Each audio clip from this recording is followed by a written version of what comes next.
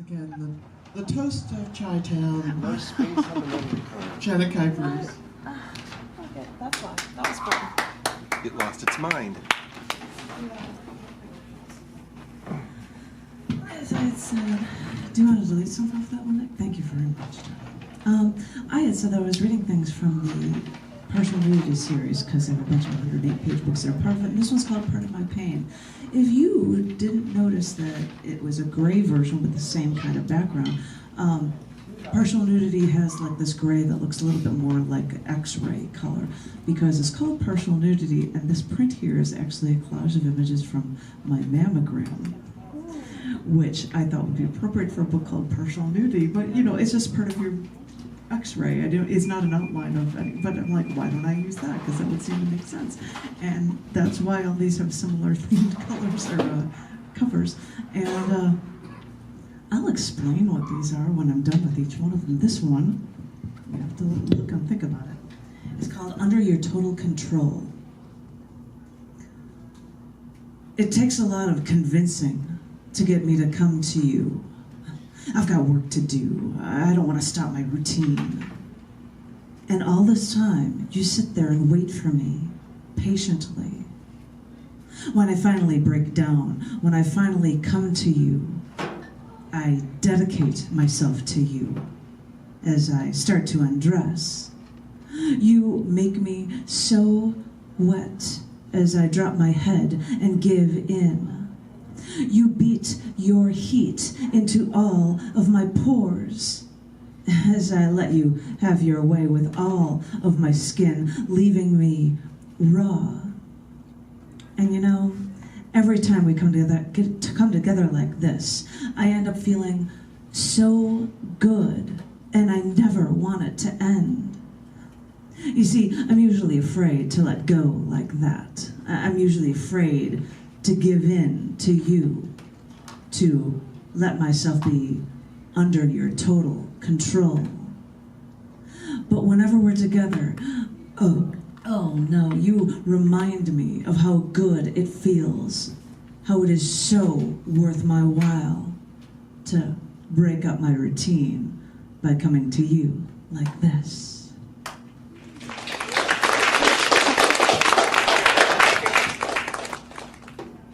That was a poem about a shower.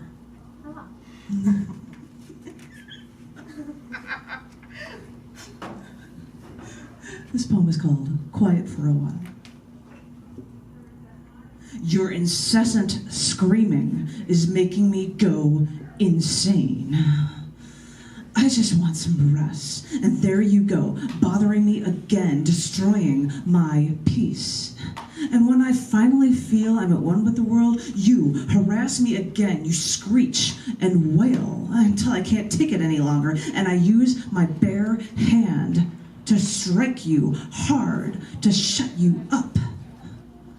You stay quiet for a while, but only a day goes by before you do it again, before you set me off again.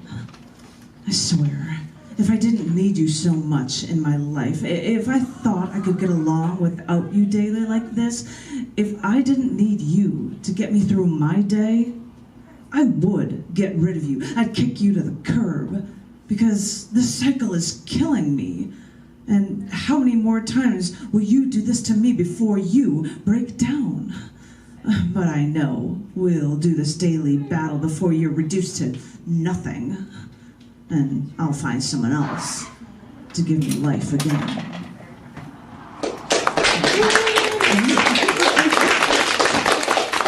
That was a poem about an alarm clock.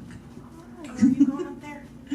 And this one, appropriate for the season, is called, no it's not, it's called Gouge Out Their Eyes. Looking forward to my little ritual, I searched out my next victim. And I gained gratification by gaining total control over someone else. Looked forward to getting them alone and cutting out the tops of their heads, driving my knife through their skull, cutting out their fleshy intellect. Till I could scoop out their brains, feel pits and bits of organ in my bare hands. Clean out the skull, make them hollow.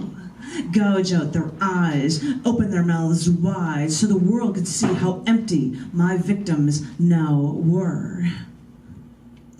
I didn't do this often, otherwise I might have been caught. All these years of debasing someone weaker. This was my little ritual, and I was ready to share my secret with just the right person to help me get rid of the remains, to revel with me in this little game I play. I found someone, I confided with them, and they told me this was against their religion. I begged, I pleaded, and the only way they would join me is if they could take the skull and throw it over a building roof after we were done dismembering them. You know, to further destroy the evidence. And I agreed. So we drank in the sewer and drew up our plan. That may have been one of the last times I did this to someone, because it really was fun. In the middle of the night, when no one else was around, watching their hollow skull splatter on the ground. I think it was closure, this final piece to the ritual, where after so much destruction, I could finally say my work was done. Yeah. Thank you.